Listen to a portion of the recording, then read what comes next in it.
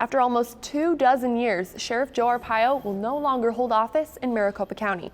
Arpaio lost the race for county sheriff to Paul Penzone.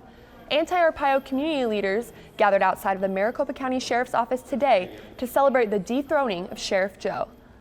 Anti-Arpaio Arizonans were relieved that Sheriff Joe Arpaio is out of office, celebrating with chants, signs, and even an inflatable Sheriff Joe that attracted Arizona residents.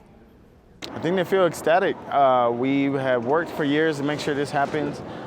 His power has slowly been taken away, but to be able to say that Latinos came out in full force and oust him through the electorate is a beautiful thing, because we're showing them that his hateful rhetoric, his hateful policies, and his history of racial injustice will no longer be tolerated. Robles also said that they are ready to work with Paul Penzone to ensure they don't receive the same type of treatment that they had with Sheriff Arpaio. Sheriff Joe Arpaio was absent from the Arizona GOP watch party last night. Cronkite News reporter Katie Beery was part of our team at the Republican watch party. She's been tracking the fallout from the race. Katie? While Republicans in Arizona were overjoyed at the presidential results last night, the news about America's toughest sheriff left a bitter taste in the mouth of many. Sheriff can't be beaten. You know what I said? Never say never.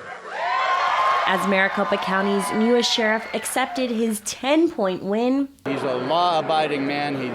There's so much lawlessness. Sheriff Joe Arpaio's supporters across the street defended the sheriff, who had served for more than 2 decades. You're in contempt of court. Well, sure he is. I would be too. I want to thank you all. Paul Penzone said he's pleased with the results and is excited to move forward. Maricopa County Sheriff's Office has been identified because the notoriety of one. You will now know a sheriff's office who is appreciated because of the sacrifices of many. But still, others mourn the end of an era. I think Sheriff Joe, the loss of Sheriff Joe will leave a hole here and in our county. Well, I think the loss of Sheriff Arpaio would be a very sad thing. Only time will tell, but I think it would be a very sad thing. The sheriff's defeat comes 2 weeks after he was charged with criminal contempt of court. We spoke with his lawyer shortly after that news broke. There was no reason why the referral and decision to charge couldn't have been made the day after the election. The timing, I think, was suspicious.